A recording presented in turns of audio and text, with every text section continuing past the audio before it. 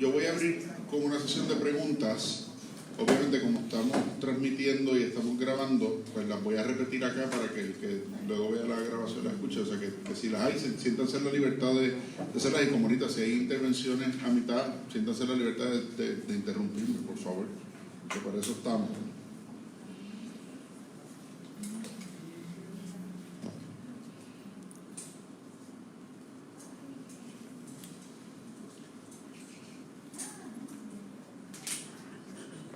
Vamos entonces a reiniciar. Si hay preguntas, comentarios, reacciones a la primera parte de la conferencia de hoy, podemos atenderlas ahora, y si no, como les dije, siéntanse en la libertad de interrumpirme si fuera necesario. ¿Alguna reacción, pregunta, comentario, duda sobre lo que estuvimos conversando en la primera parte? Estaba ahorita describiendo la función legislativa, ¿verdad? Se conceptualiza como la única que legisla. Yo me pregunto qué impacto se reconocería sobre la política, por ejemplo, los proyectos de administración, ¿verdad? Que es literalmente el Ejecutivo legislando. Claro, obviamente pasa a la legislatura para aprobación, pero ¿qué impacto se reconocería en términos de derechos? Sí, la pregunta viene sobre el efecto de que yo mencionaba ahorita que la función de la iniciativa legislativa suele ser de la legislatura, pero que hay lo que llamamos proyectos de administración, ¿verdad? Que son para implementar política pública particular. Una cosa importante con los proyectos de administración es que los proyectos de administración necesitan ser presentados siempre por un legislador. O sea, no entran al floor de la discusión, se identifican como proyectos de administración, pero tienen que estar endosados directamente por un legislador para que puedan iniciar. Como pasa con los proyectos por petición ciudadana que se establecieron hace un tiempo, en el cuatrienio pasado de la legislatura también.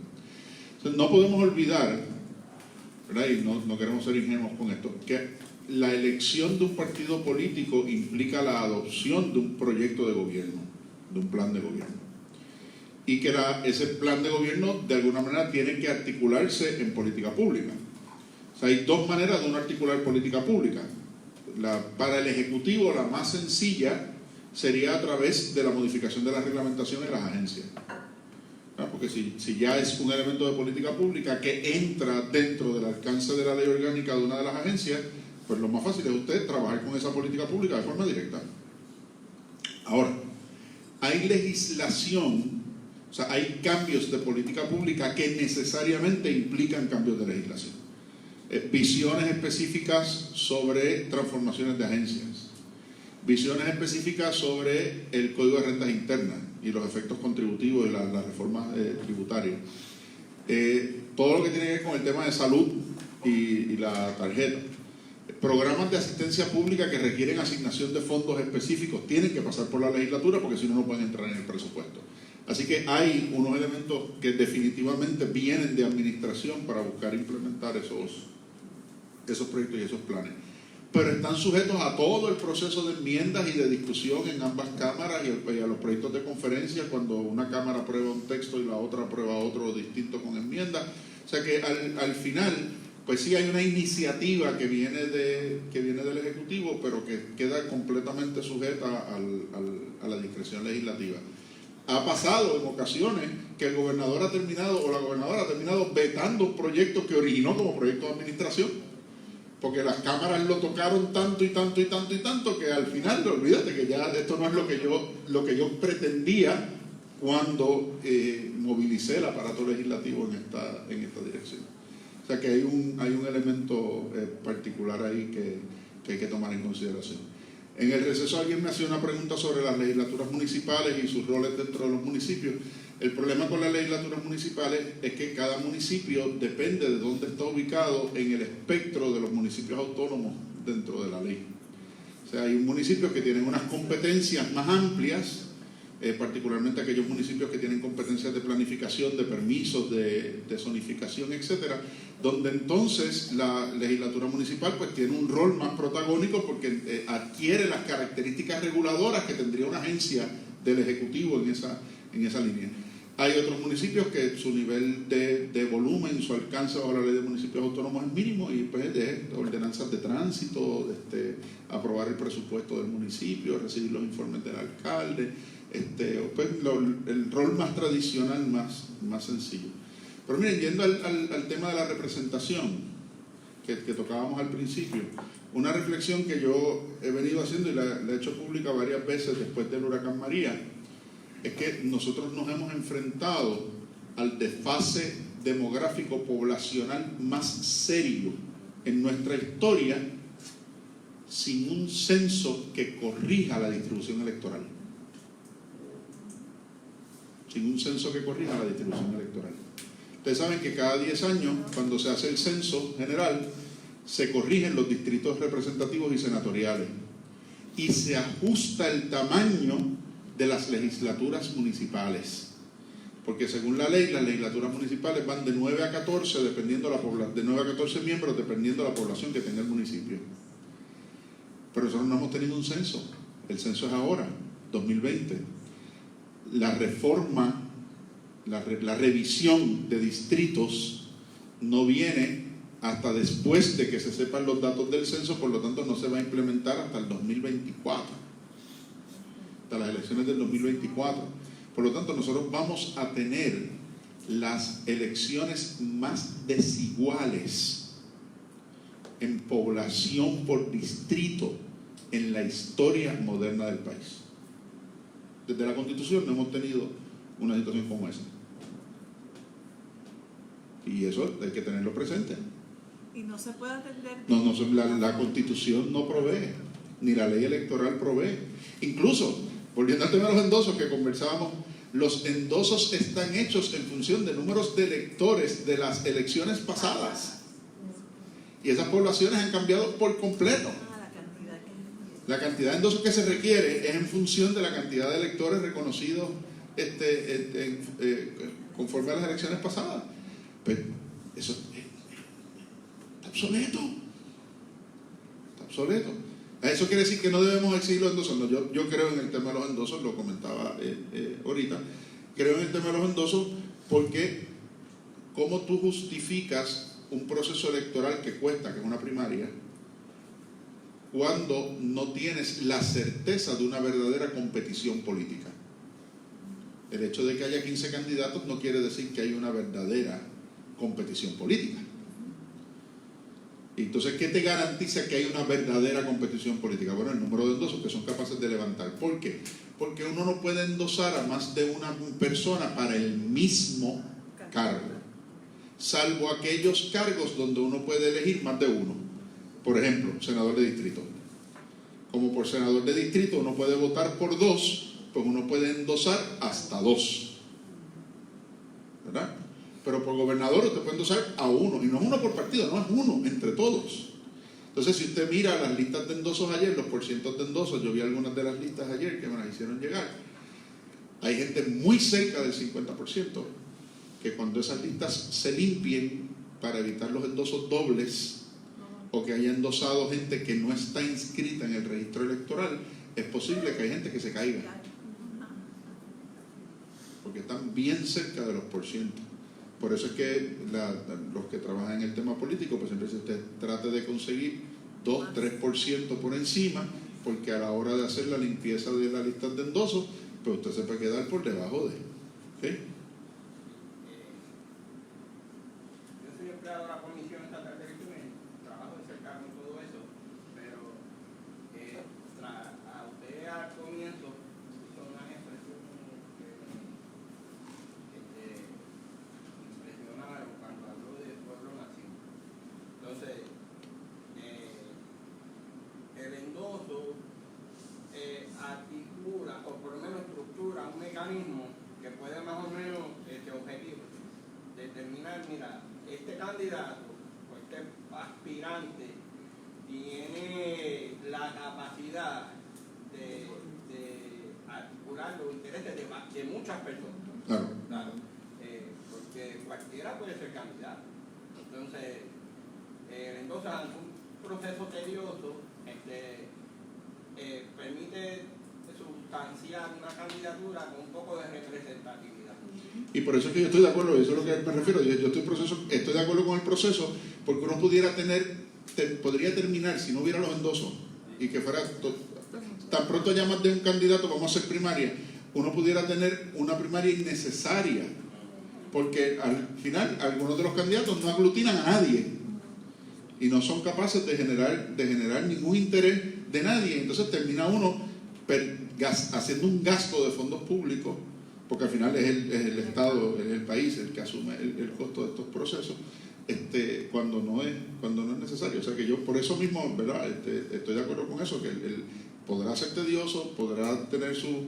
Ahora, la otra pregunta en el proceso es ¿cuántos? ¿Verdad? ¿Cuánto debe ser necesario viendo los mismos resultados de las contiendas electorales?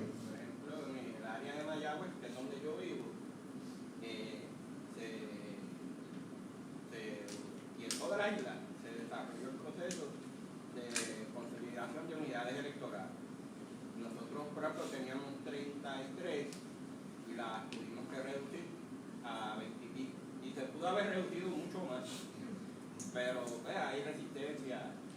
Y en el área oeste, el único municipio que ha crecido en población es el más pequeño, el Miguel. Entonces, los alcaldes funcionan a base de números. Tienen 90.000 habitantes, 50.000, realmente esa gente no está. Pero, y mire, no solamente afecta eso de las elecciones, ¿verdad? Estos problemas poblacionales afectan también la capacidad de uno poder optar por ciertos fondos federales. Hay municipios que antes tenían la capacidad de por ellos mismos presentar para participar de ciertos proyectos federales, ahora se han tenido que mover a consorcios y tienen que juntarse en más de un municipio y fuerza a que más de un municipio tenga que ponerse de acuerdo para la prestación de ciertos servicios. Por ejemplo, estábamos acostumbrados a los consorcios en WIA, el Workforce Investment Administration, pero ahora hay muchos municipios que están operando Head Start por consorcios, porque ya no tienen la población de niños suficientes para el municipio poder administrar por sí solo un programa Head Start. Usted trae el ejemplo de Mayagüez Hormigueros Añasco funcionan en un consorcio Head Start, porque ya ninguno de los tres municipios puede por sí solo, ni siquiera Mayagüez tiene niños suficientes para correr solito Head Start. O sea, y así, y traigo el ejemplo, yo vivo en Mayagüez, entonces conozco lo que ocurre allí. Pero lo mismo con el tema de la consolidación que mencionas de unidades electorales. Yo tuve la experiencia en un evento electoral de un solo colegio de añadidos a manos en un precinto representativo completo. Y la ley dispone que cuando dan las 3 de la tarde usted cierra el colegio, pero tiene que garantizarle a todos los que estaban allí votar. Había 200 y pico personas en fila afuera del colegio de añadidos a manos a las 3 de la tarde. Porque era el único colegio de añadidos a manos en todo el distrito representativo. ¿Y cómo uno articula para permitir que puedan votar? Bueno, pues casi hubo arrestos allí ese día. Casi hubo arrestos. ¿Qué año fue? En el 98, en el referéndum de estatus del 98, que se decidió que iba a haber un solo colegio de añadidos a manos por distrito representativo. En algunos distritos se creó un caos, porque fue en época de exámenes finales de la universidad. Los estudiantes del colegio, por poner un ejemplo, que fue lo que en esencia pasó, los estudiantes del colegio no iban a regresar a sus pueblos para votar teniendo examen final el lunes a las 8 de la mañana, y algunos teniendo examen final ese domingo por la tarde. Así que ¿a dónde iban a ir a votar si querían votar? Tenían que ir a votar al colegio de añadidos a mano. Pues el colegio de añadidos a mano lo que implica es que tú eres un elector bona fide, y como eso no es una elección de candidatos, sino que es una elección donde todo el electorado tiene derecho a participar, pues tú te ibas, votabas en la lista de añadidos a mano y soltabas tu tarjeta. Y entonces, pues, y entregabas la tarjeta y después te la enviaban por correo, tú hacías el trámite de recuperación. Imagínense ese caos a la hora de cerrar el colegio electoral con 200 y pico personas en fila. Y le tienes que garantizar que voten. O sea, no le puedes decir, pues, si se van de aquí para atrás, se van. No, tienes que garantizar que voten. Pues el problema fueron los funcionarios, no los que, había funcionarios que no los querían dar votar. Funcionarios que no los querían dar votar. Tuvo que intervenir la jueza que estaba a cargo de la Junta de Inscripción Permanente en Mayagüez. O sea, son el tipo de cosas, ¿verdad? Uno vuelve al principio, ¿verdad? ¿Cuál es la intención del proceso democrático? ¿Cuál es la intención constitucional detrás del proceso democrático? Bueno, pues que es el pueblo el que decide, es el pueblo el que participa, es el pueblo el que vota, es el pueblo el que determina. Bueno, pues vamos. Y ahí entra otro de los grandes problemas de nuestra democracia constitucional, es que nosotros somos de las pocas democracias pluralistas en el mundo. ¿Qué quiere decir eso de democracia pluralista?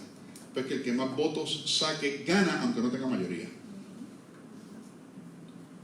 Lo que se llama la mayoría de la pluralidad.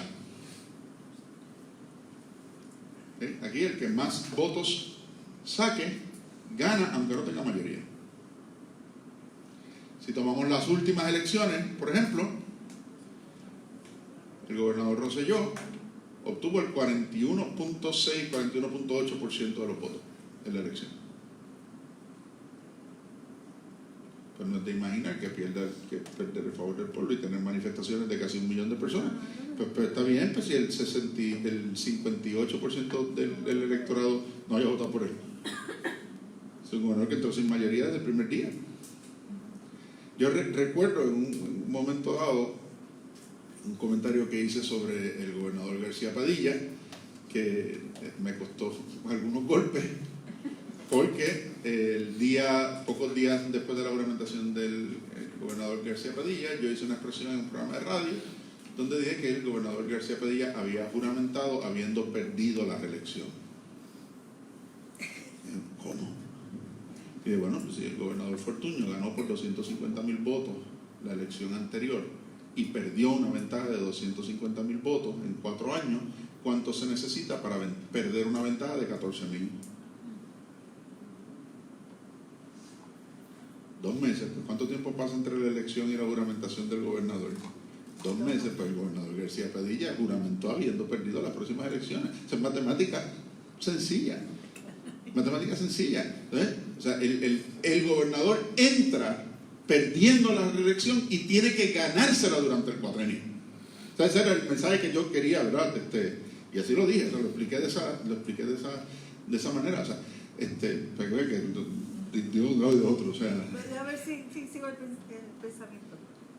Proporcionalmente entra perdiendo. Bueno, lo que yo planteaba era que si tú tienes un gobernador como Fortuño, que ganó la gobernación con una ventaja de 250,000 votos, y va a la reelección y pierde por 14,000, había perdido 264,000 votos en 4 años.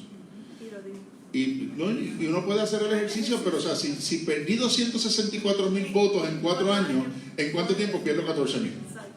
O sea, o sea, en el propio proceso de transición, tan pronto hay gente que porque no le gustó los nombramientos que empecé a anunciar, o porque las primeras medidas que estoy anunciando de administración no le gustan, o en aquel caso porque después de todas las críticas al contrato de la APP del aeropuerto, pues como que ahora lo voy a firmar. O sea, pues ¿cuánto tiempo toma perder 14,000 votos? ¿Verdad? Entonces, dice, el esfuerzo del cuatrenio no es garantizar la reelección, es obtenerla. Y vimos el resultado. O sea, a lo que me refiero, o sea, uno no puede desvalorizar el efecto democrático real. Que está ahí. ¿Y cómo viven los políticos en el proceso de gobernar y de hacer política para revalidar? Bueno, yo creo que tiene que ser una combinación de ambas, pero no puede ser, y ahí es donde entra el problema, pero no puede ser desde una perspectiva electoralista. ¿Y a qué me refiero con eso? Uno quiere la reelección, pero uno quiere comprar votos. Y yo creo que la mentalidad nuestra como país ha cambiado significativamente en ese sentido. ¿A qué me refiero? Antes de promesa y del impago de la deuda, si usted le preguntaba a los puertorriqueños qué hacía a un buen gobernante, la mayoría de los puertorriqueños hubieran definido a un buen gobernante en función de edificios construidos, carreteras asfaltadas, canchas techadas. Era infraestructura.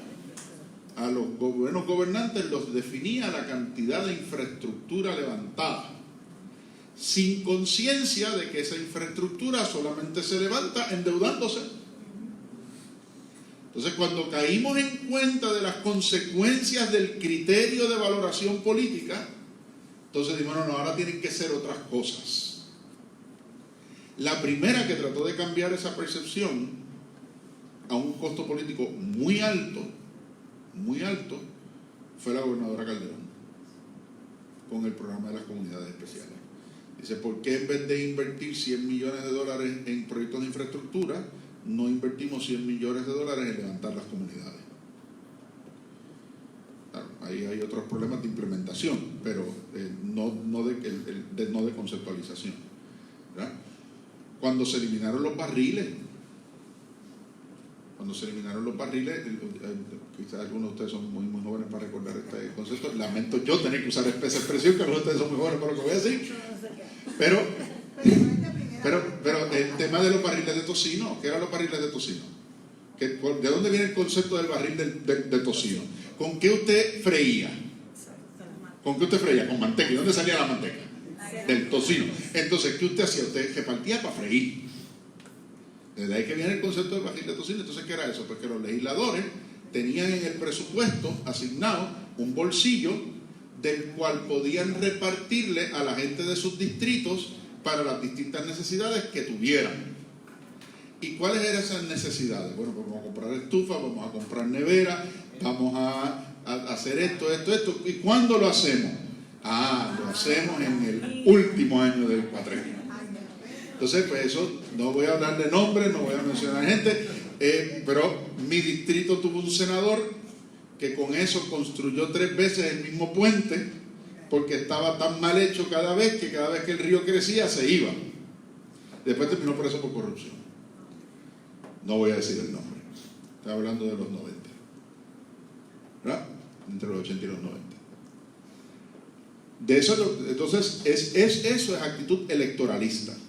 Entonces, si uno retoma los principios,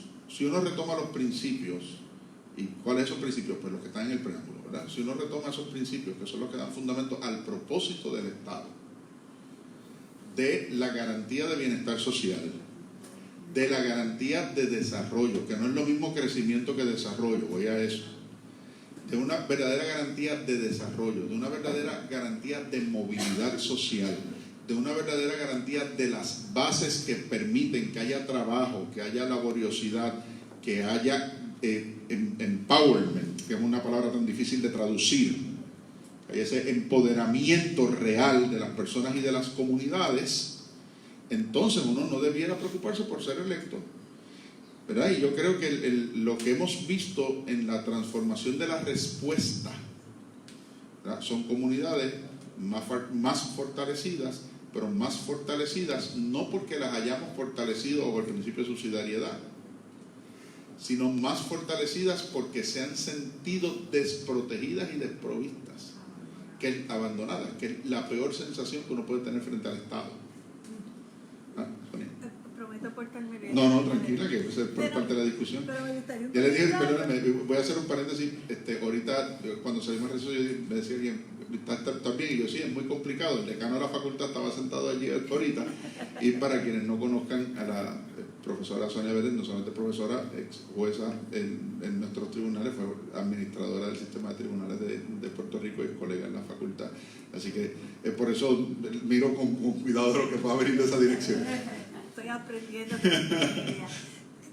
Me gustaría escuchar un comentario de un artículo que salió los otros días en el periódico, donde una ex secretaria de la gobernación le solicita a la actual gobernadora que retire su candidatura o su interés en continuar gobernando el país y que se dedique a gobernar, a administrar. ¿Cómo eso compagina con todos los políticos que están todos los años administrando, legislando, haciendo política y están a su vez interesados en revalidar y en seguir haciendo campaña. Voy sobre lo segundo, no sobre lo primero. Okay.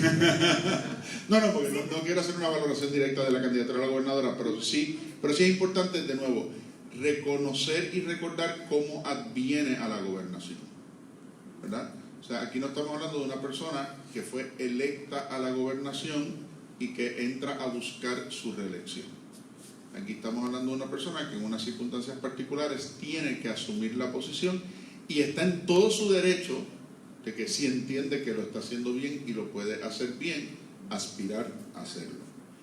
Eso genera una tensión distinta por lo siguiente: su gabinete no es un gabinete que ya nombró, es un gabinete que hereda en esa misma circunstancia y que en principio parece ser, y todo esto de nuevo en función de lo que nos ha dicho la prensa, parece ser que asumen algunos de ellos el compromiso de quedarse porque no hay una intención electoral y vienen a completar un programa de gobierno, que asumen compromisos con un candidato que anuncia una campaña electoral bajo la premisa de que su actual jefa no va a correr y que con ese contexto ya establecido, entre ellos esa exsecretaria de la Gobernación, en ese contexto cambia los muñequitos y dice aspiro.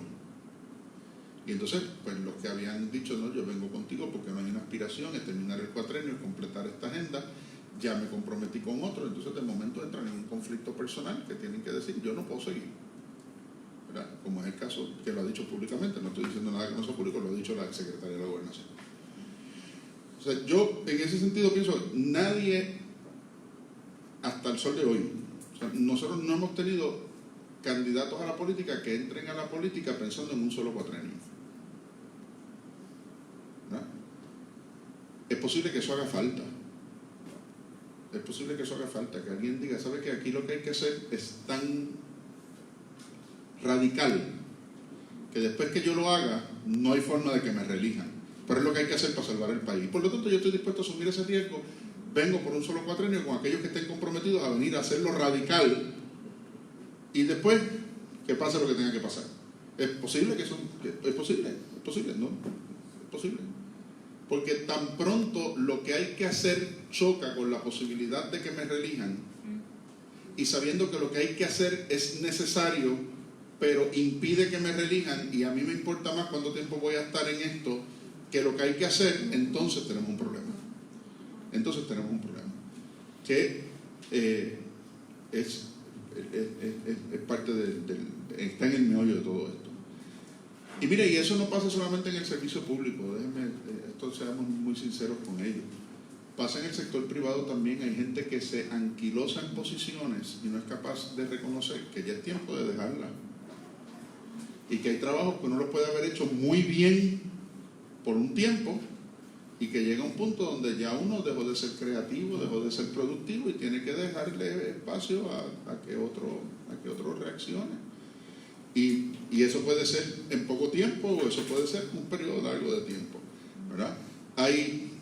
Nosotros vivimos en Puerto Rico la experiencia con varios gobernadores que tuvieron periodos de tiempo extraordinarios y de los dos partidos, no estoy haciendo alusiones aquí a un solo partido en particular.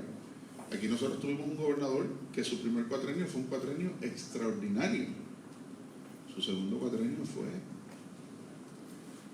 y entró al segundo cuatrenio porque todos esperábamos que el segundo cuatrenio fuera una continuación del primero, pero tan pronto dijo voy al segundo cuatrenio, no voy a buscar un tercero y como no voy a buscar un tercero ahora voy a hacer de todo. Esto se echó al latón. O sea que no es incompatible necesariamente una cosa con la otra, siempre que uno no olvide para qué está ahí. ¿Para qué está ahí? Y por eso es importante volver a recordar esa última frase ¿verdad? En fidelidad a los valores del ser humano por encima de lo demás. Cuando la posición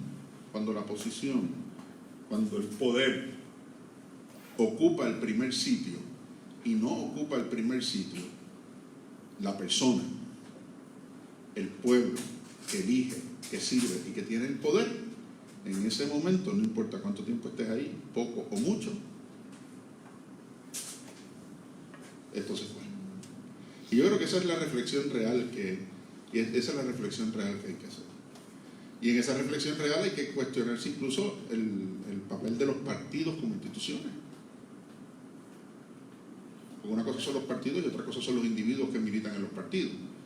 Y otra cosa es la ideología de estatus del partido y otra cosa el proyecto social para la administración de los próximos 4 años. Entonces, una de las cosas que hemos tenido en Puerto Rico es que ha habido incapacidad en algunos sectores de separar las dos cosas y de darse cuenta de que una cosa es el avance y el desarrollo ideológico y otra cosa es la gestión de la cosa pública inmediata.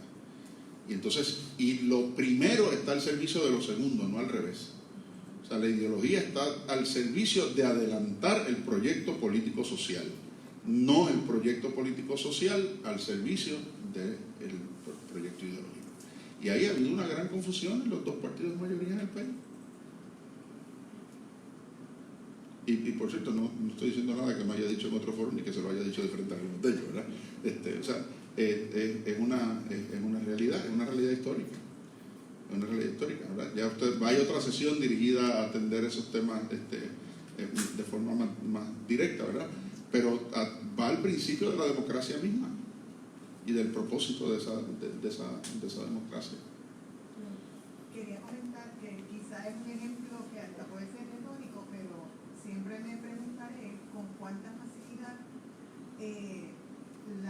nuestra gobernadora, que es candidata, consiguió sus endosos, porque también en cierta manera es posible que la manera en que esté configurada nuestro gobierno facilite el que se utilicen las plataformas que son de gobernanza para adelantar sus causas políticas. Pero de la misma manera hay otros incumbentes que es sorprendente la baja cantidad de endosos que han podido levantar en todos los niveles. Uno puede, ¿verdad? No quiero entrar en valoraciones específicas o conclusiones anticipadas de una cosa o de la otra, pero cuando uno mira el espectro, ¿verdad? Ayer yo estuve mirando listas de varios de los partidos y de las agrupaciones políticas y me sorprendía ver algunos números de endosos muy por debajo de las posiciones de quienes los presentan y otros muy por encima de las posibilidades de quienes los presentan, ¿verdad? Y hay de todo en las listas. Por eso decía ahorita que es un proceso de limpieza que nosotros mismos vamos haciendo, ¿verdad? Y es parte de lo que hay que discutir cuando hablamos de reforma constitucional, ¿verdad? De los métodos y de los propósitos de una posible reforma constitucional en el país. Así incluyendo esa democracia pluralista, ¿verdad? Incluyendo el elemento de la democracia pluralista del que hablaba hace un momento, porque fíjense por ejemplo el caso de España, que ha tenido que ir a elecciones tantas veces. Pues ¿por qué tuvo que ir a elecciones tantas veces? Pues porque en España, al ser un sistema parlamentarista, usted solamente puede nombrar al jefe de gobierno por el voto mayoritario del Parlamento. Entonces eso requiere una coalición. Si ninguno de los partidos tiene mayoría, no puede nombrar por sí mismo al jefe de gobierno, necesita hacer coalición.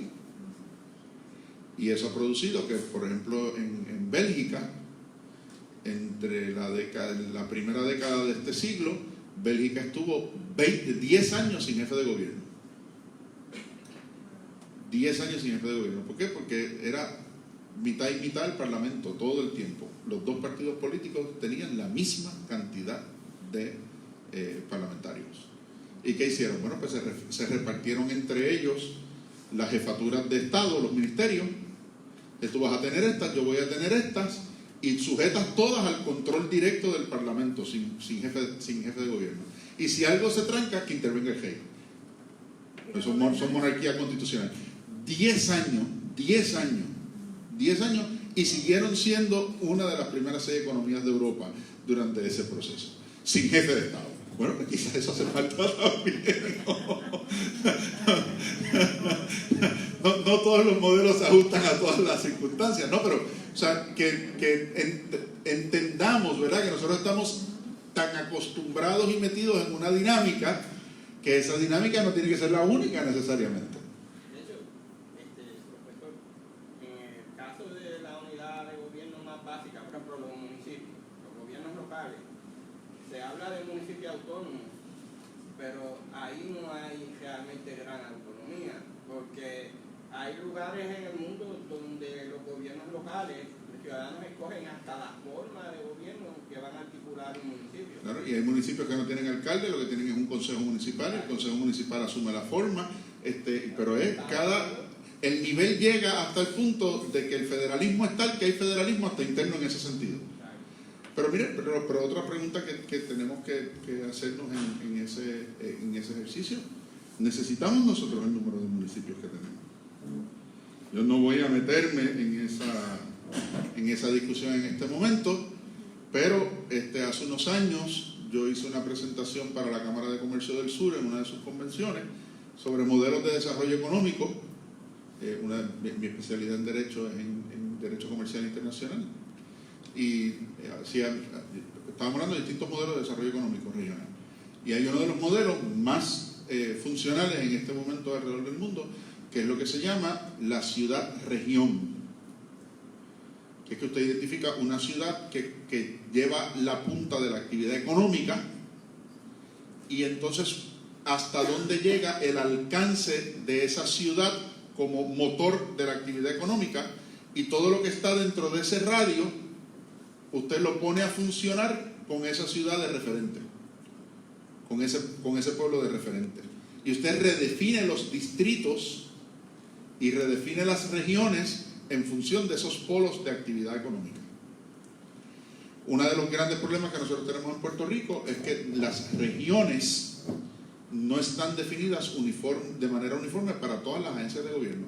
Cada agencia tiene su propia definición de región, y cuando usted necesita hacer un esfuerzo interagencial, para unas cosas usted está bregando con esta persona y para otras cosas está bregando con esta otra, porque hay una definición de región distinta para cada agencia de gobierno. Y por cierto, no todas coinciden con los distritos senatoriales. O sea que en una misma región usted puede tener que estar bregando con más de 2, 4 senadores. Entonces, pregunta, ¿por qué no podemos adoptar un criterio común de regionalización? Incluyendo la rama judicial. Incluyendo la rama judicial, a todo el mundo. Y uniformar el proceso de determinación de esa regionalización. Yo hice por mi cuenta, con acceso a cierta información que es pública, de los datos de los informes económicos al gobernador y de otras fuentes, ¿cuántas regiones saldrían sin impactar gravemente la movilidad social? A mí me salen 22. 22 que podrían ser, si uno quisiera estirar el chicle, 22 municipios de los 78.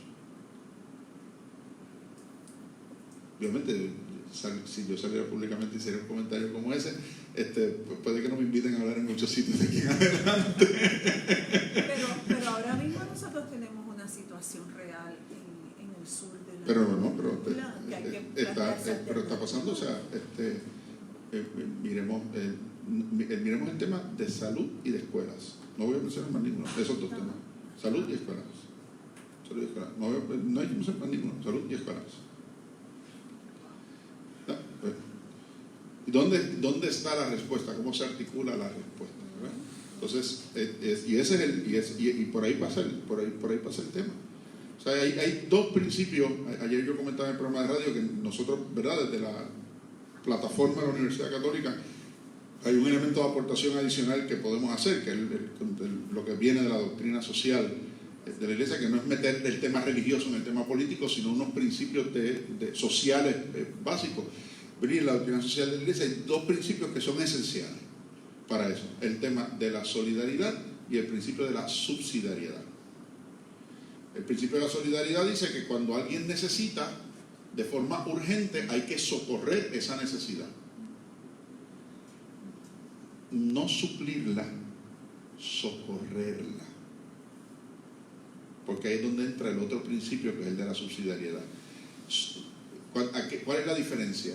Yo la atiendo en la necesidad inmediata, pero no me convierto en el proveedor permanente, porque entonces lo incapacito. Creo un problema de codependencia. Y ahí entra el de la subsidiariedad. ¿Qué quiere decir? Que yo voy a devolverle y a favorecer los medios que le permiten superar lo que generó esa necesidad. Y entonces le devuelvo su propia capacidad y le asisto para que pueda continuar. Pero no lo sustituyo.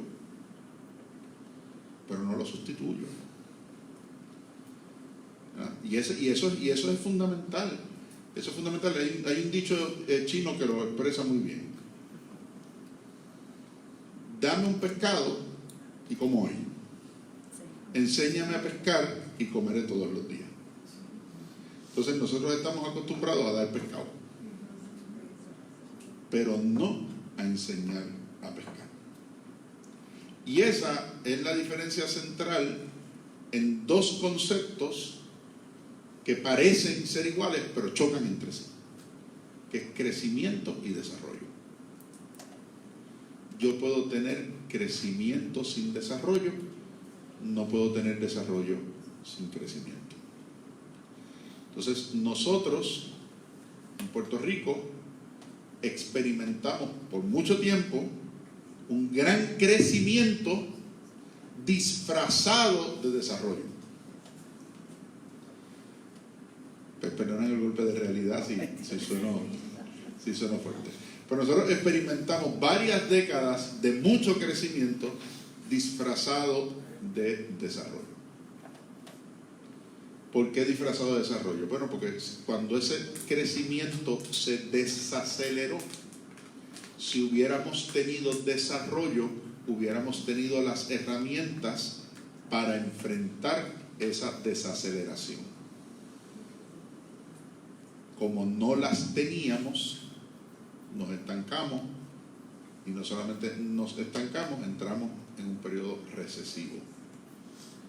Lo que quiere decir que habíamos tenido crecimiento, pero no desarrollo. ¿Por qué? Porque si el crecimiento no genera nueva riqueza y esa nueva riqueza no tiene un efecto multiplicador, entonces hay crecimiento, pero no hay desarrollo. Usted tiene una actividad económica fuerte, sólida, pero el rendimiento de esa actividad económica no se queda y se reinvierte aquí. ¿Qué produce? Nada. Gasto. ¿Cómo que produce gasto? Claro, porque hay salarios, y mientras hay salarios, ¿qué hace la gente? Consume. Y mientras hay salarios y la gente consume, ¿qué hay? Gasto. Y hay aparente actividad. Pero tan pronto escasea el salario y lo que ha habido es consumo y no ahorro, y yo no tengo herramientas de desarrollo para sustituir esas fuentes, ¿qué pasa? Colapsa la economía y se genera una espiral de pobreza. Entonces nosotros, por eso es que digo que tuvimos crecimiento disfrazado de desarrollo. ¿Por qué? Porque mejorar, mientras tuvimos todo ese periodo de crecimiento, ¿mejoró la condición social en Puerto Rico? No. ¿Creció la clase media? No. ¿Aumentó la infraestructura, la calidad de la infraestructura vial, de utilidades educativas y de salud? No. Entonces hubo crecimiento, pero ¿qué no hubo? Desarrollo. ¿Por qué podíamos sostener el nivel de gasto? Porque había mucho dinero en los bancos. y al haber mucho dinero en los bancos, las tasas de interés eran extremadamente bajas y uno podía gastar sin sacrificar demasiado el futuro. ¿Pero por qué había dinero en los bancos? Por la 936. Porque mientras el dinero se mantenía en los bancos de Puerto Rico, no pagaba el tax allá, y al no pagar el tax allá, convenía mantenerlo aquí. Ninguno de nuestros bancos tenía problema de capital. ¿Cuántos bancos locales había en Puerto Rico en el boom de las 936? Quiero ver, 8, 9. ¿Cuántos Federal Savings había aquí? Algunos de los cuales después crecieron a ser grandes bancos. Tan pronto ese dinero se fue, ¿qué pasó con la capitalización de los bancos? Se vino al piso. ¿Cuántos bancos locales nos quedan? Hubo crecimiento, pero no hubo desarrollo. Entonces, ¿cuál es la función del Estado? ¿Cuál es la función del gobierno? ¿Generar crecimiento o generar desarrollo? Claro. Usted no puede tener desarrollo si no tiene crecimiento, pero no puede optar solo por el crecimiento. ¿Qué pasa? ¿Qué es lo que llena el ojo? El crecimiento. ¿Me sigue? Entonces, si el proyecto político de reelección es un proyecto de aparente crecimiento, pues al final, ¿dónde acabamos? Donde mismo empezamos. Y eso para allí, para cualquier otro, ¿no? O sea, no estoy hablando del caso concreto de nadie. Estoy hablando del caso concreto de nadie. Entonces, nosotros mismos como pueblo cometimos el gran pecado de buscar la excelencia gubernamental por la infraestructura. Por infraestructura que solamente se logra por la deuda. Y la mayor parte de esa infraestructura que no genera para su repago. Y voy a hacer el ejemplo más sencillo, las canchas de los barrios. Yo consigo, emito deuda para techar las canchas de los barrios. ¿Y cuánto generan de vuelta las canchas de los barrios para pagar esa deuda? Terminan cerradas, abandonadas, convertidas en hospitalillos o en algunos casos establos. Hay algunos pueblos de la isla y los mejores establos están en las escuelas cerradas y en las canchas. ¿Esta es la realidad? ¿Esta es la realidad? ¿Y eso a dónde nos trae de vuelta? Pues nos trae de vuelta a las aspiraciones constitucionales. ¿Dónde está ese último párrafo del preámbulo? ¿Y dónde está el último párrafo del preámbulo? No solamente, ¿dónde están esas aspiraciones sociales no resueltas, que es el tema de la sección 20 del artículo 2? Que yo podría pasarme la mañana aquí con ustedes discutiendo las primeras 19 secciones del artículo 2, que es la Carta de Derechos de nuestra Constitución. Pero esas ustedes las pueden leer y las pueden hablar en cualquier momento. Libertad de prensa, libertad de expresión, libertad de religión, libertad de asociación, el derecho a la educación en escuela elemental, las secciones que tienen que ver con el derecho al trabajo, la libertad del trabajo, las horas de trabajo, la compensación en el trabajo, el derecho a unionarse y a la huelga, que están en las secciones 16, 17 y 18. Podemos hablar de todas esas, podemos hablar de no discrimen y la libertad de la persona humana, que está en la sección 1 de ese artículo 2, de todos los contornos de libertad, de las diferenciaciones entre uno y otro, de algunas de esas cosas. En la próxima sesión que tienen conmigo, que es el 29 de febrero, hablaremos cuando hablemos del Estado Social de Derecho. De muchos de ellos yo voy a hablar en ese momento, cuando hablemos de algunas teorías sobre justicia distributiva. Pero yo quisiera centrarme en la que no se discute, en la sección 20. Y fíjense que la sección 20 tenía una particularidad que reconoció nuestro tribunal y que reconoció la legislatura cuando pasó la resolución reconociendo la vigencia de la sección 20. Es que todos los derechos que aparecen en la sección 20, dice, y estos derechos serán solamente viables y reconocibles cuando Puerto Rico alcance el desarrollo necesario para su consecución. Dice, ¿por qué el Congreso no quiso que esa sección 20 se incluyera. Porque si se fueran a garantizar todos los derechos que hay en esa sección 20, no hay cómo costearlos. Y yo, no podemos reconocer como derechos lo que no podemos hacer valer. Porque si decimos que es un derecho básico, humano y fundamental, más vale que lo podamos proveer. Y como no lo podemos proveer y no lo podemos garantizar, quita eso de ahí. ¿Y qué dijo? Mire, es que son aspiraciones. A eso es a lo que nosotros quisiéramos llegar como pueblo. Pero para poder llegar a eso, ¿qué se necesita? Desarrollo. No crecimiento, desarrollo. Mire, déjenme ilustrarlo con una cosa. Yo, en uno de mis cursos, le decía a mis estudiantes, me sorprendió en una ocasión, después del huracán, escuchar a un secretario de agencia decir en radio que la economía se había empezado a mover de nuevo porque había aumentado el gasto en combustible. Yo escuché bien y conozco al que lo estaba entrevistando y le mandó paré el carro, tuve que parar paré el carro y le texteé al que lo estaba entrevistando. Le dice: pídele que te aclare si lo que aumentó fue el consumo o el gasto. Y el periodista le dice: pero secretario, a ver si lo entendimos bien. ¿Aumentó el gasto en combustible o aumentó el consumo en combustible? Dice: pues es que da lo mismo. Aumentó el gasto en combustible.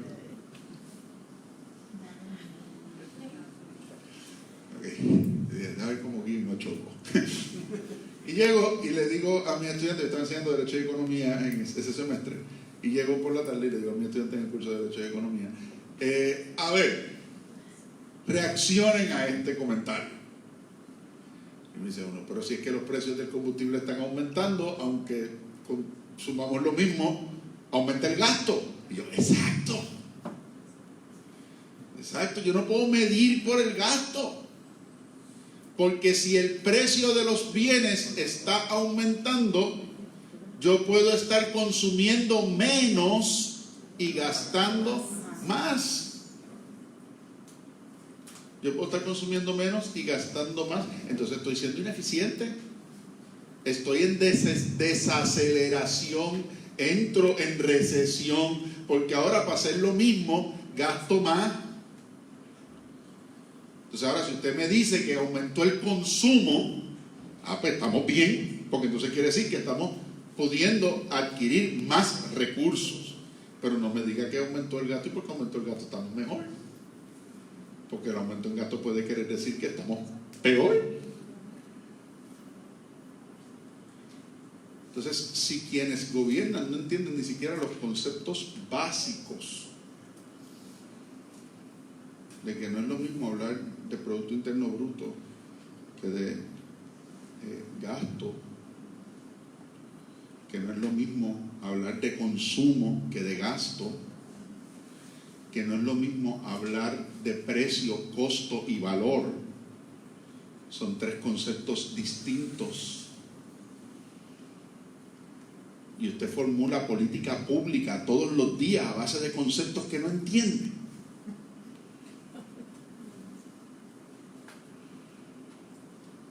Vuelvo a la pregunta de mi hija: ¿en serio? ¿Me siguen? Entonces, ¿qué pasa? Nosotros hacemos una lista en la Constitución y decimos: no, para nosotros como pueblo, estos elementos son esenciales. Eso es lo que nosotros queremos conseguir y lograr como pueblo. Esos son los principios y los derechos de la democracia a los que nosotros aspiramos. Y para que eso sea posible, y fíjense, no estoy hablando de estatus. No estoy hablando de estatus. Porque si ninguna de las tres fórmulas de estatus es capaz de generar desarrollo, hay que pensar en otra que no sea ninguna de esas tres. Uno no puede poner la cajeta delante de los bueyes. Le pregunté: ¿a qué yo aspiro como país? Y una vez yo sepa a qué yo aspiro como país, entonces, ¿qué herramienta voy a utilizar para lograr esas aspiraciones? Y el estatus es la herramienta, no es el final. Pero nosotros estamos acostumbrados a pensar que el estatus es el final del camino. No, señores, no lo es. Hay estados peor que nosotros. Hay estados mejor que nosotros. Hay países independientes mejor que nosotros. Y hay países independientes peor que nosotros. Y hay libres asociaciones mejores que nosotros. Y hay libres asociaciones peores que nosotros. Por lo tanto, el remedio no está en la sábana.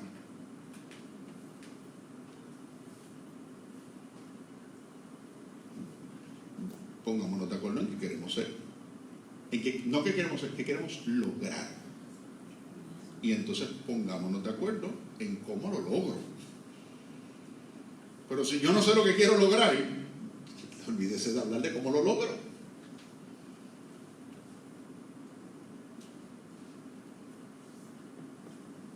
Y para eso está esa sección, que se las leo. Y no estoy citando textualmente en el texto. Sección 20. Derechos humanos reconocidos, deber del pueblo y del gobierno.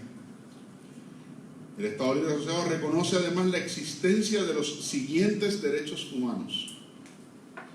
El derecho de toda persona a recibir gratuitamente la instrucción primaria y secundaria. Pero ¿por qué solamente es obligatoria la primaria? Que está más arriba en la Constitución, en la sección 4 o 5 de ese mismo artículo. Porque esa es la única que podemos garantizar. Como esa es la única que podemos garantizar, esa es la que hacemos obligatoria. Ahora reconocemos que todo el mundo tiene el derecho a instruirse. Aspiramos a eso. El derecho de toda persona a obtener trabajo.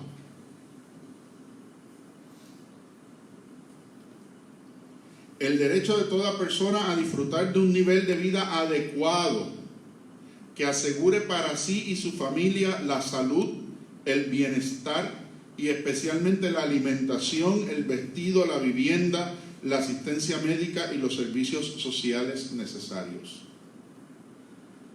¿Cómo podemos hablar en la sección 1 de que todo el mundo tiene derecho a la dignidad y que la dignidad del ser humano es inviolable si esa dignidad no viene acompañada de un medio de vida digno? No puede haber dignidad en la indignidad. No.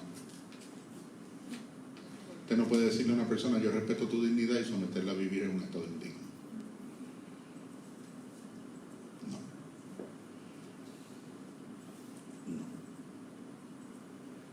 Por eso es que los suministros y los almacenes no indignan.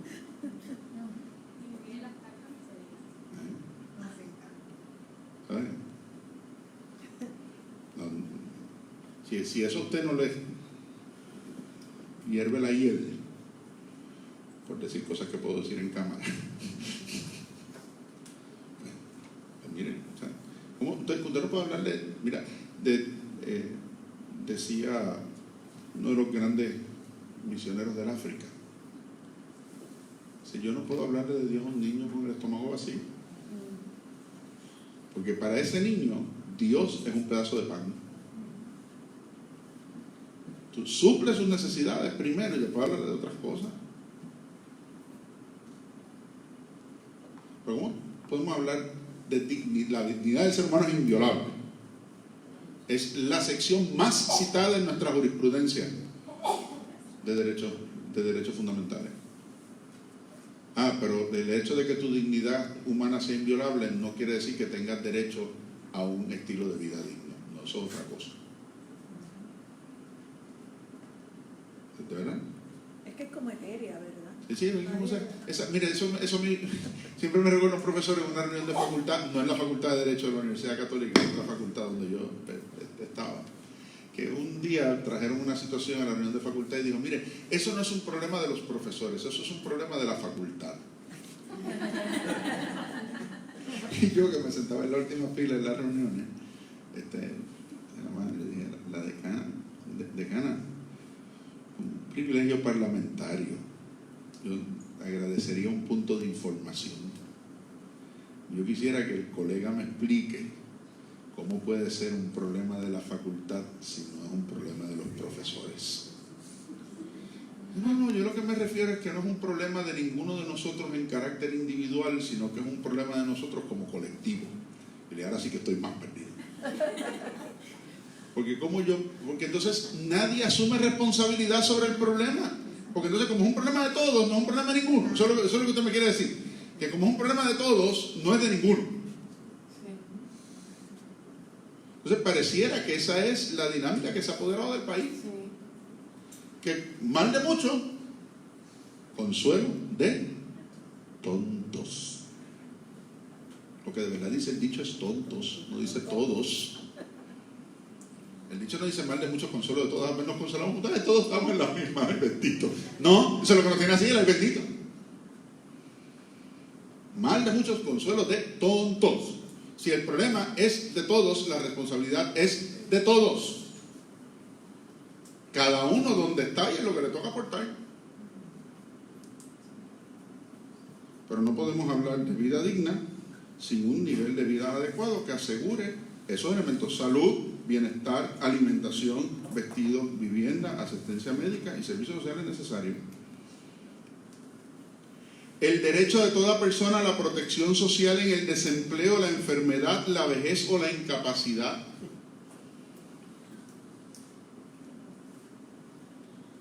Pero fíjense que todas esas circunstancias las mencionan como circunstancias que han surgido, no de la vagancia. Usted tenía empleo y ahora se quedó sin trabajo. Usted tiene derecho a que le protejan. Usted estaba saludable y ahora se enfermó. No tiene derecho a que se le proteja. Usted fue una persona productiva y ahora está en su vejez, pues tiene derecho a que se le proteja. Usted ahora tiene una incapacidad que no le permite proveerse, pero tiene derecho a que se le proteja. No estamos hablando de la compensación de la vagancia, no hablan de eso, tengamos cuidado. Pero eso lo vamos a tocar cuando hablemos del Estado Social de Derecho. El derecho de toda mujer en estado grávido o en época de lactancia y el derecho de todo niño a recibir cuidados y ayudas especiales. 1952, y no fue hasta los 80 que tuvimos una ley de lactancia y de licencia de maternidad que se ajustara a esos principios. Más de 40 años. Por legislación. Y por cierto, una legislación que todavía es insuficiente. Porque pareciera que los bebés lactan por horario.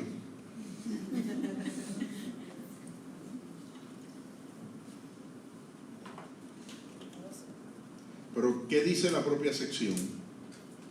Los derechos consignados en esta sección están íntimamente vinculados al desarrollo progresivo de la economía. No podemos hablar de esos derechos si no hay desarrollo económico.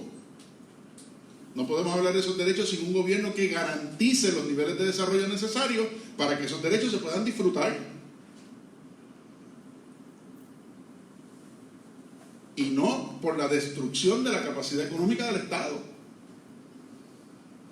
Ahí es donde entra el juego no solamente de la reelección, sino de los ideológicos.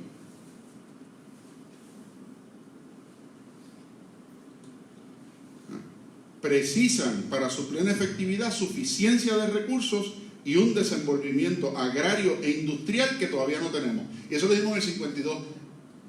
Y ha pasado todo este tiempo y todavía no lo tenemos. Y lo que habíamos alcanzado lo hemos dejado perder.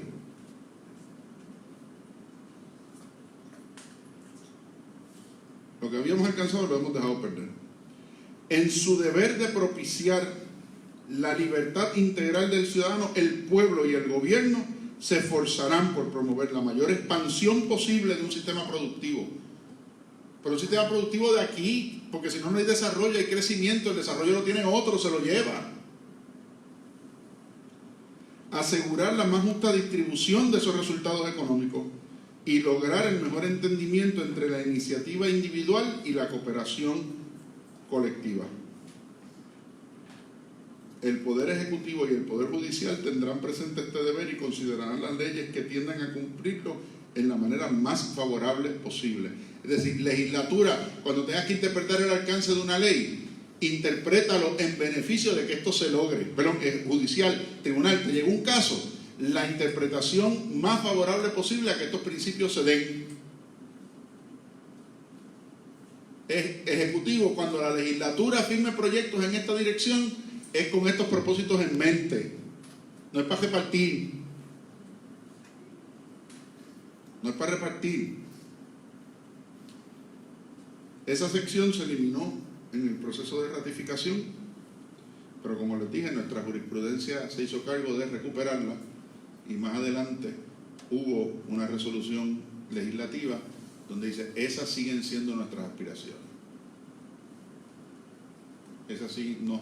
Reconocemos lo que dice allí, tenemos que lograr los resultados y los medios suficientes para sostenerlo, pero no han dejado de ser nuestras aspiraciones.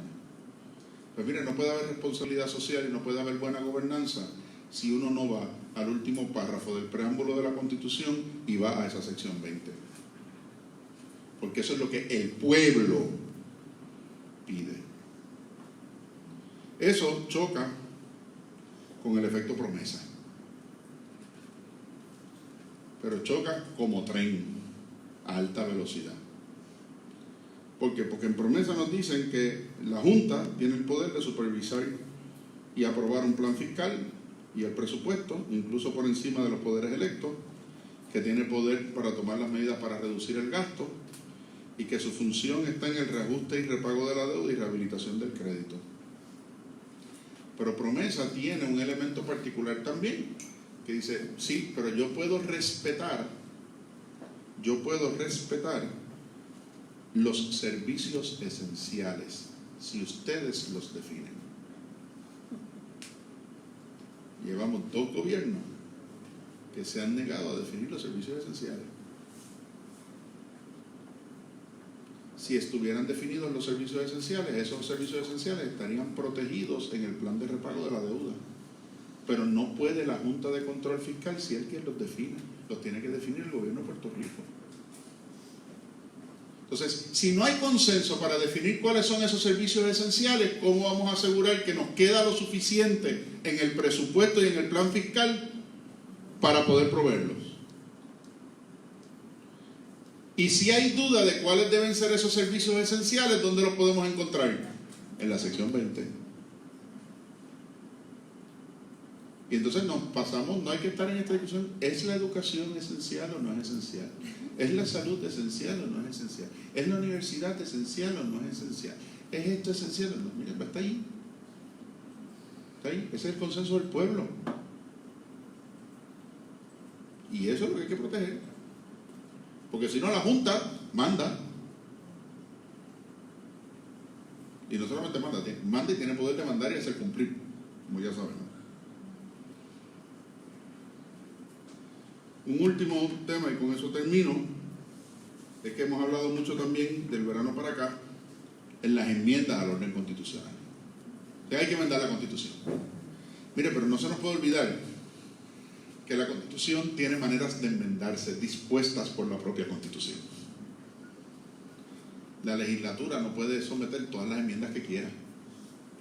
No es prerrogativa legislativa enmendar la Constitución, excepto hasta por 3 enmiendas de una misma vez.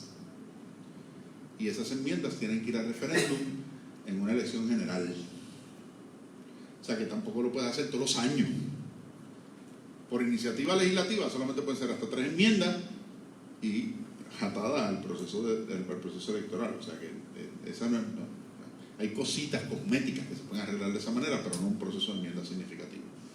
Dice, pues vamos a hacer una asamblea constituyente. Vamos a hacer una nueva asamblea constitucional.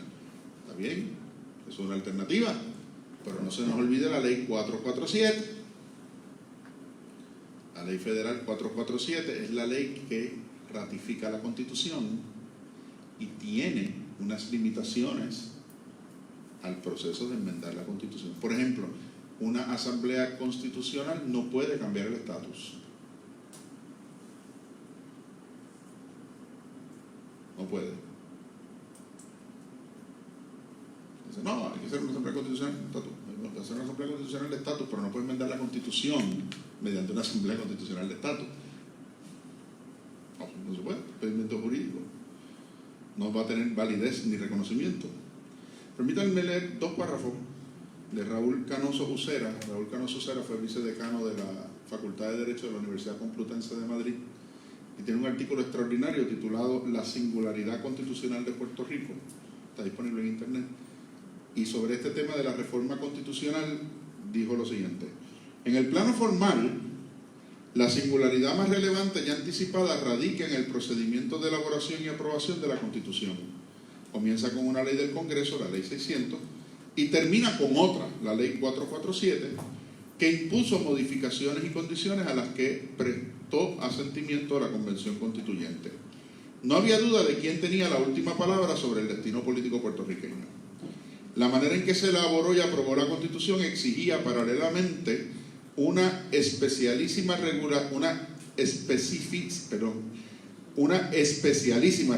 del procedimiento de reforma, a la fuerza vinculado también, cuando se desea activarlo, a la supervisión federal. O sea, una reforma global de la Constitución está sujeto al monitoreo federal, como estuvo sujeto a la primera Constitución. Aún sin establecerse una intervención formal, es claro que la Federación protagoniza un decisivo control de las reformas. Además, la Carta de Puerto Rico expresamente recoge límites materiales a la reforma cuando establece que cualquier enmienda o revisión deberá ser compatible con la resolución decretada por el Congreso aprobando esta Constitución, con las disposiciones aplicables de la Constitución de los Estados Unidos y con la Ley de Relaciones Federales con Puerto Rico y con la Ley Pública 600 del Congreso. O sea, la propia Constitución nuestra dice que cualquier reforma tiene que respetar la cláusula de supremacía, tiene que ser conforme a los principios de la Ley 600 y a la Ley de Relaciones Federales. En otras palabras, con todas estas normas ha de compadecerse la Constitución del 52 y cualquiera de sus posibles reformas habrá de respetarlas. Implícitamente se colige que la Federación podrá de algún modo comprobar si se han respetado los límites de la reforma. Se trata en suma de un conjunto de límites materiales explícitos y externos indisponibles para el poder de reforma como lo fueron para el poder constituyente. El presidente y el Congreso son quienes pueden verificar si tales límites se cumplen. Y cierro la cita. No he añadido ningún comentario editorial. Estoy leyendo según él lo expresa. Yo estuve en un foro recientemente en la Escuela de Derecho de la Universidad Interamericana, donde este era el tema, las reformas constitucionales después del verano. Y yo planteaba, no hay duda de que nuestra Constitución necesita reformas, necesita revisión. No hay dudas, no hay dudas. Yo soy de los que piensa, por ejemplo, que la posición de vicegobernador electo pues, no satisface el problema, no resuelve el problema que tenemos. ¿Por qué? Entonces, ¿cuáles serían las funciones del vicegobernador en relación con el secretario de Estado, por ejemplo? Y si el vicegobernador tendría necesariamente que ser del mismo partido político que el gobernador, como pasa en Estados Unidos con el vicepresidente. Entonces uno vota por el ticket, no por los candidatos individuales. Porque imagínese qué funciones usted le va a asignar al vicegobernador en el transcurso de si se va o no se va el electo. Entonces, si no son del mismo partido, aquí no va a pasar nada. O sea, por poner un ejemplo concreto. Pero otro ejemplo concreto, ¿por qué la sustitución de un funcionario que renuncia corresponde al partido político por el que fue electo? Si una vez fue electo, el escaño no le pertenece al partido. Si usted me dijera que solamente votaron por él los de su partido, pues yo le creo, pero en este país nadie gana solo con los votos de su partido. También gana con votos mixtos y también gana con votos por candidatura. Entonces, ¿por qué la sustitución la tiene que hacer el partido y la sustitución no la puede hacer el mismo pueblo que eligió? Si te sea una elección de verdad, o es que los escaños pertenecen a los partidos. Si los escaños pertenecieran a los partidos, cuando un funcionario electo se desvincula del partido, tendría que quedar fuera y habría que sustituirlo. Porque si el escaño es del partido, ¿por qué si se desvincula sigue siendo el funcionario electo? Porque no es del partido, porque lo elegimos nosotros. ¿Y por qué la Constitución no reconoce eso? Pues que ahora tenemos monarquías municipales. Bueno, pueden venir en algunos lugares. Pueden venir de los cielos, como pretendió un alcalde en estos días y no lo dejaron. Sin mirar a ningún pueblo en particular, como el de donde viene la licenciada. O sea, ese es el tipo de discusión y análisis real que tenemos que hacernos. O sea, No podemos hacer reformas por una experiencia puntual de cómo resolvemos esa experiencia puntual. La reforma tiene que ser en función de hacia dónde vamos y queremos ir. Y si lo que tenemos ahora en la Constitución no satisface esos criterios, pues vamos a cambiarlo. Pero no lo hagamos de forma cosmética. No lo hagamos por sonar bien en la opinión pública. No. ¿Cuáles son esas reformas concretas? ¿Cuáles son esas reformas concretas? Y así podríamos estar hablando de muchas otras ideas, pero la idea es que piensen ustedes, no que se las ponga yo ahora. En nuestro ordenamiento actual, el gobernador nombra a los jueces de la rama judicial, de la Sí. judicatura. Y en otros países no lo escoge el voto directo. Hay lugares donde es por voto. Hay lugares donde es por voto, lo que pasa es que eso convierte a los jueces en funcionarios electos, aunque no por los partidos políticos, pero los lleva al mismo juego electoral. Hay otros países, y con lo que cuesta, bueno, tendrías que financiar tu campaña y todos esos elementos. Así que eso también reduciría el espectro de quienes podrían optar por posiciones judiciales.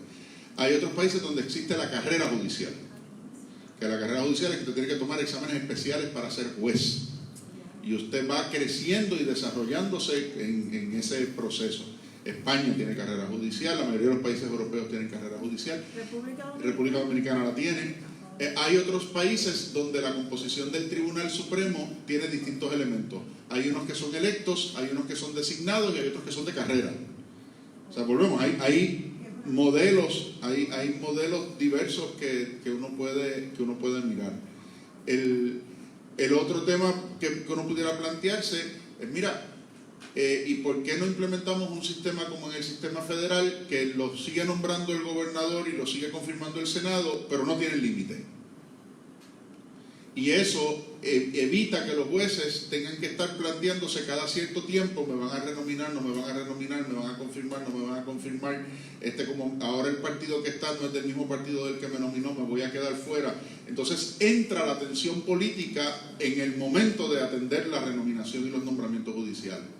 En el sistema federal usted lo nombraron juez de por vida mientras observe buena conducta, y así usted se olvida de tener que complacer a nadie para seguir siendo juez, ¿verdad? Pues entonces, ¿dónde estamos, verdad? En esos elementos y en esos juegos. O sea, pues es el tipo de discusión que tenemos que abrir, pero de nuevo es una discusión que tiene que ir a estudiarla, a evaluarla, a mirarla y a centrarla en aquellos aspectos que son decisivos y que de verdad son relevantes. Porque al final, volvemos a donde empezamos, es la Constitución la que nos dicta el resto. Es la Constitución en la que nos vamos a fundamentar para determinar de ahí en adelante todo lo demás. Entonces, si nosotros mismos, no es como el código, ¿verdad? ¿Por qué no ha funcionado lo de la reforma del código? Pues porque tú no puedes reformar el código en pedacitos, porque el código es un todo. Tan pronto tú tocas una ficha aquí, empiezas a desmoronar. Pero lo mismo pasa con la Constitución, tú no puedes tratar la Constitución en pedacitos. La Constitución hay que tratarla como un todo por las consecuencias que tiene, como vimos en el verano. Sobre lo de los jueces, aquí de verdad que, ¿verdad? Ciertamente la práctica en Estados Unidos, aunque los nominen de por vida, ellos siguen, ¿verdad?, resolviendo de manera política. Pero lo que sí me parece imperante en Puerto Rico ahora mismo, que con el nacimiento de nuevos partidos y movimientos, la consideración de la segunda vuelta, porque ciertamente, ¿verdad?, ya no hay tanto bipartidismo, que ahí no habría tanto problema, pero a la vez, ¿verdad?, más 3 y 4 partidos donde optar, pues esa situación, ¿verdad?, se va a complicar de que haya una persona que esté gobernando sin tener realmente el apoyo de la mayoría del pueblo. Por eso yo planteo ahorita el problema de la pluralidad. Sí. O sea, ¿cuál es la solución a la pluralidad? Pues la solución a la pluralidad es la doble vuelta, ¿verdad? De que la Constitución exija que para el gobernador tiene que ser electo con más de la mitad de los votos emitidos. Y si no los obtiene, los dos que más votos saquen van a una segunda vuelta. Miren, y aquí voy a hacer un comentario editorial, y creo que es el comentario más político que puedo hacer en la mañana. Mirando las bases electorales de los partidos políticos en Puerto Rico, cualquiera de nosotros puede predecir el resultado de las próximas elecciones en un ejercicio matemático. Yo no lo voy a hacer aquí para ustedes, háganlo ustedes por su cuenta, no quiero que digan que yo estoy anticipando resultados de nada, Pero si usted mira el funcionamiento matemático de las bases electorales en este país, usted sabe ya qué va a pasar en noviembre. Entonces, frente a esa posibilidad y con el desbalance demográfico del que hablé ahorita, que va a tener efectos en la composición de la legislatura, donde hay más probabilidades de cambio en estas elecciones que en otras ramas, entiéndase lo que estoy diciendo, pues eso tiene un peso importante, eso tiene un peso fundamental. Y si uno fuera más que hablar de vicegobernador, pues hablemos de segunda vuelta, hablemos de elección revocatoria. Pasa que en los países donde hay elección revocatoria porque el mandato es más largo que 4 años. Son mandatos usualmente de 5 o de 6 y en algunos casos no repetibles. Porque hay lugares donde el mandato es más largo, tiene elección revocatoria y no reelección. Como es el caso de Panamá, o era el caso de Panamá, o el caso de Venezuela hasta la reforma de Maduro, o la desreforma de Maduro, pero como usted le quiera ver.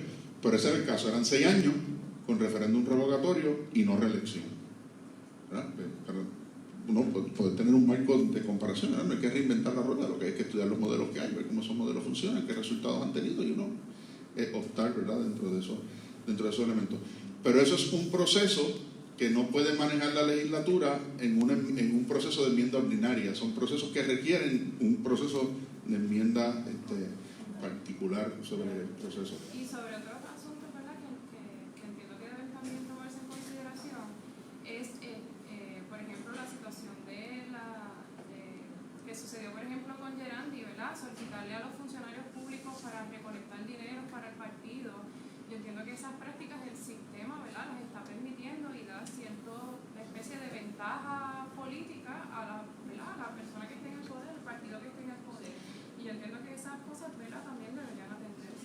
Uno de los elementos en esa dirección, hay un libro publicado por uno de los decanos de nuestra universidad que va a estar con ustedes en el certificado, el doctor Hernán Vera, sobre el análisis del servicio público en Puerto Rico. Yo tuve la oportunidad de escribir el prólogo. Y es la preocupación de que nosotros hemos desmantelado el servicio público profesional en Puerto Rico. La carrera de servicio público en Puerto Rico fue quedando desmantelada. El último golpe fue el de la Ley 7 y después de la Ley 7 el del empleador único. Entonces, si tú desprofesionalizas el servicio público, dejas de tener puestos de carrera y te abres entonces a que la mayoría de los empleados son empleados transitorios y temporeros, entras en el mismo juego político de los cada 4 años y dejas de tener gente especializada en las agencias para atender los temas que son de especialidad de la agencia. Entonces te enfrentas con un desastre como este. ¿Y quién sabe de manejo de emergencia? Pues nadie, porque llevan allí 2 días. ¿Y quién sabe porque no hay experiencia? Porque no hay experiencia. Y la experiencia del sector público y la experiencia del sector privado son 2 experiencias totalmente distintas. Yo he ocupado posiciones de administración en la Universidad de Puerto Rico, las ocupo ahora en la Universidad Católica, y hay cosas porque sí, es la universidad, sí, pero no necesariamente los parámetros son los mismos y las exigencias tampoco lo son. Entonces, eso es uno de los problemas fundamentales, cómo hemos destruido el servicio público y su profesionalización, y entonces la hemos abierto al mismo carrerismo que tienen que tiene el gobierno y el sistema político del gobierno. Y cuando hablemos del Estado Social de Derecho, una de las cosas que yo voy a traer es el tema de las APP y el tema no tanto de las APP, sino de la subcontratación y la privatización por medio de contratos de servicios públicos esenciales y las consecuencias que eso tiene. Entonces, cuando tú antepones los criterios de mercado sobre los criterios de bienestar público, que son los que debe operar el gobierno. O sea, que son cosas que vamos a estar discutiendo también a lo largo del certificado. Dígame. Yo estoy de acuerdo con muchas de las reformas y entiendo que en la Constitución hay que trabajar. Ahora bien, un punto de análisis es, ¿hay ambiente o en un futuro habrá ambiente dentro de la propia rama legislativa para trabajar enmiendas razonables y necesarias a la Constitución? Porque pudiese muchas de estas enmiendas atentar contra los propios intereses de algunos de ellos a largo plazo. Bueno, lo que pasó con la unicameralidad. ese es el ejemplo claro. Votamos. Lo que pasó con la unicameralidad, lo que pasó con el legislador a tiempo completo versus el legislador a tiempo parcial, lo que pasa con la duración de la sesión legislativa. O sea, la consecuencia de, bueno, ahora son a tiempo completo, pero vamos a darle salario, pero también les vamos a mantener las dietas. Bueno, pero si las dietas era por el gasto adicional que tenían que realizar sobre el salario del trabajo que realizaban antes, ¿cuál es el raciocinio de la doble compensación? Por citar un ejemplo. Ahora, no, que deben volver a ser el legislador ciudadano. Bueno, cuidado, porque entonces volvemos a tiembla la corte, tiembla el fiscal, por ahí viene Martínez Nadal. No es que era un gran litigante, pero eso no era por lo que temblaban los jueces y los fiscales, es porque presidía la comisión de nombramiento, ¿verdad? Y de Martínez Nadal no hablemos de eso. O sea, ¿me entienden? O sea, es parte precisamente del problema. Por eso yo decía que quizás lo que hace falta es que aquí en algún momento llegue alguien y diga, ¿sabe qué? Yo vengo por un cuatrenio y vengo con radicalidad. Aquí esto es lo que vamos a hacer. Aquí esto es lo que vamos a hacer. Pero eso no va a pasar. Eso no va a pasar. A mí alguien en una entrevista, y esto es récord público, estábamos en una entrevista en Ponce los otros días y hablando sobre la candidatura a la gobernadora, me dice, ¿pero usted cree que ella está respondiendo un reclamo público o es por...? Y yo le dije, mire, yo en estos momentos no lo sé, lo veremos cuando veamos los números en los endosos y en la primaria. Pero por el momento yo sé que hay ciertas sillas que son tan cómodas que una vez uno se sienta no se quiere bajar de ella. Y eso no por ella, eso con ella y con tantas otras personas más en circunstancias particulares. Pero fíjense, estamos en la misma situación que en el verano del año pasado. ¿A qué me refiero? Seguimos teniendo un gobernador, un secretario de Estado no confirmado y una secretaria de Justicia. Y por una sola Cámara, confirmada por el Senado. Por eso, y confirmada por una sola Cámara, estamos en el mismo punto donde nos encontramos. Y por cierto, termina la sesión legislativa, con lo que al terminar la sesión legislativa el secretario de Estado interino no puede continuar en su puesto porque no ha sido sometido al Consejo de Consentimiento. Entonces, ¿qué vamos a tener? ¿Una sustitución de secretarios cada vez que termina una sesión legislativa por el hecho de no mandar ningún nombramiento porque me lo van a colgar? Esa no ha llegado a los tribunales todavía. La que llega es la continuidad de pues, lo que tenemos hasta ahora en los casos de Romero Barceló, Hernández Agosto y Noriega versus gobernador. Esa controversia en particular no ha llegado todavía. Yo podría anticipar cuál debiera ser el resultado judicial de ese asunto, pero leyendo los otros casos, pero estamos en la misma. O sea, volvemos al principio. ¿Cuál es el Estado de Derecho? ¿Cuál es el ordenamiento? ¿Cuál es la base sobre la cual vamos a construir el proyecto político? Y eso para cualquier partido, ¿no? Fíjense que hemos hablado al margen he tratado de mantenerme lo más al margen posible del concepto ideológico. En una línea axiológica, ¿en qué momento el Estado o el pueblo decide que es el momento correcto de proponer el referéndum? El problema es que el pueblo no puede proponer el referéndum por sí mismo. Sí, pero ahora mismo Puerto Rico teniendo una necesidad que todos conocemos actualmente, ¿cómo ejercemos ese derecho? ¿A quién se lo pedimos? ¿Cómo como voz? O sea, es la legislatura la que lo tiene que generar. O sea, la petición tiene que ir dirigida a la legislatura. Es la legislatura la que tiene que generar ese proceso. O sea, de eso no hay duda. Es la legislatura quien le toca. Y en este momento, donde promesa a quien más condiciona es al Ejecutivo. A quien más condiciona es al Ejecutivo, porque es a quien le pone control fiscal. Al final el que gasta es el Ejecutivo, ¿verdad? Y por eso, y perdona cosa tu pregunta para añadir a lo que dije ahorita de los recursos esenciales, porque el problema está en que la política pública puede ser hermosa, si tú no le asignas dinero, no la puedes implementar. Por lo tanto, el presupuesto es el que define realmente cuál es la política pública. Si yo no defino los servicios esenciales y los protejo frente a la Junta para garantizar el presupuesto, ¿qué implemento? Nada. Lo que la Junta me diga que voy a implementar. Entonces, el que de verdad está amarrado por la Junta es el Ejecutivo. Y el poco poder político que queda en este momento, donde queda es en la legislatura. Y el comportamiento de las dos cámaras, eso es lo que refleja. Ellos están conscientes de que son el único poder que queda. Pero ¿cómo llegamos a ellos? Pues entonces, y ahí el planteamiento está en cómo llegamos a ellos. ¿Qué vamos a exigir en los planes de gobierno, en las propuestas electorales a las que nos vamos a enfrentar este año? ¿Dónde están los compromisos con una reforma estructural real que atienda a esas preocupaciones y esas necesidades. Cuando sigamos dando endosos y vayamos a las primarias, ¿qué vamos a exigir y qué vamos a plantear? Y después de, ¿qué vamos a hacer? Yo tuve una tertulia en septiembre, octubre, analizando el verano, y alguien me reclamaba sobre las formas de protestar. Y dije, mire, yo tengo algo que decir sobre las formas de protestar. A mi generación le enseñaron que había que condenar la protesta. A ninguna de nuestras generaciones le han enseñado a protestar. A ninguna. Entonces, ¿qué es una protesta? ¿Cuáles son protestas válidas y cuáles no lo son? ¿Cuáles son formas reales y cuáles no lo son? Y eso se llaman growing pains. Y cuando hay growing pains hay que aprender a vivir con ellos. Y nosotros nos toca, desde una democracia que no sea de las gradas, desde una democracia que no sea de las gradas, ¿cómo ejercitamos una democracia activa? Eso no quiere decir una democracia violenta, no estoy hablando de anarquismo. ¿Cómo desarrollamos una democracia activa, exigente, fiscalizadora? No desde la oposición, porque la oposición realmente nunca fiscaliza, porque cuando le conviene se calla, cuando le van a sacar sus propios trapos sucios, hasta ahí llegó la fiscalización, sino desde las nuevas formas de participación ciudadana que no necesariamente tienen que ser nuevos partidos.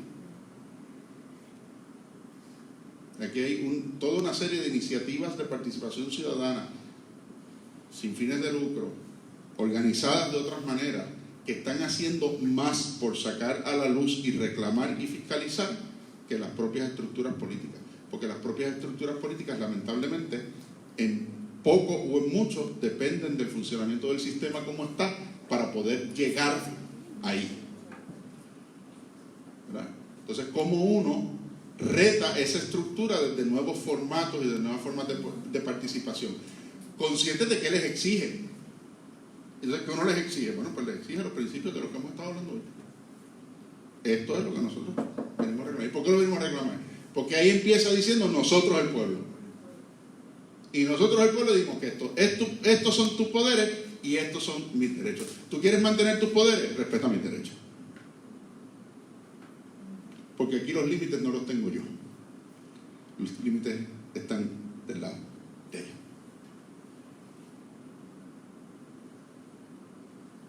Pero tenemos que educarnos. Y por eso estamos aquí, por eso estamos en esta iniciativa. Y por eso yo les agradezco, les felicito, y de esta manera concluimos este primer día, recordándoles que el próximo sábado tienen una cita en Ponce a las 9 en el Salón 203, que es la Corte de Práctica en la Escuela de Derecho, y que durante la semana se les estará proveyendo el acceso a la segunda conferencia, que es la primera, que es en línea, para que puedan verla y puedan compartirla. Asegúrense de que le dieron toda su información a la profesora Karen Morales, que es la directora de Educación Continua de la universidad, que al final es la que también va a darles la certificación luego de completar las horas.